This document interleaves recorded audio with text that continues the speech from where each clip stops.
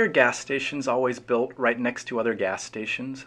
Why is it that I can drive for a mile without finding a coffee shop and then stumble across three on the same corner? Why do grocery stores, auto repair shops, and restaurants always seem to exist in groups instead of being spread evenly throughout a community?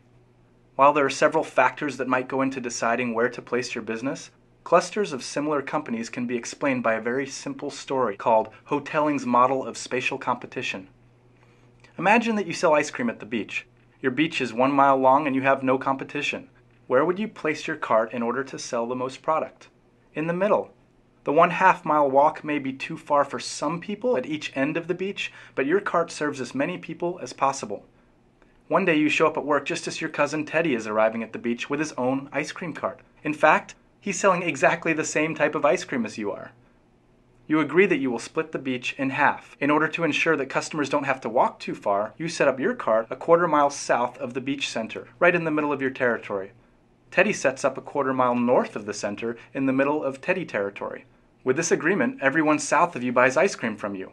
Everyone north of Teddy buys from him, and the 50% of beachgoers in between walk to the closest cart. No one walks more than a 1/4 of a mile, and both vendors sell to half of the beachgoers. Game theorists consider this a socially optimal solution. It minimizes the maximum number of steps any visitor must take in order to reach an ice cream cart. The next day, when you arrive at work, Teddy has set up his cart in the middle of the beach. You return to your location a 1/4 mile south of center and get the 25% of customers to the south of you. Teddy still gets all of the customers north in Teddy territory, but now you split the 25% of people in between the two carts. Day 3 of the ice cream wars, you get to the beach early and set up right in the center of Teddy territory, assuming you'll serve the 75% of beachgoers to your south, leaving your cousin to sell to the 25% of customers to the north. When Teddy arrives, he sets up just south of you, stealing all of the southerly customers and leaving you with a small group of people to the north. Not to be outdone, you move 10 paces south of Teddy to regain your customers. When you take a midday break, Teddy shuffles 10 paces south of you and again steals back all the customers to the far end of the beach. Throughout the course of the day, both of you continue to periodically move south towards the bulk of the ice cream buyers until both of you eventually end up at the center of the beach, back to back, each serving 50% of the ice cream hungry beachgoers. At this point, you and your competitive cousin have reached what game theorists call a Nash equilibrium, the point where neither of you can improve your position by deviating from your current strategy.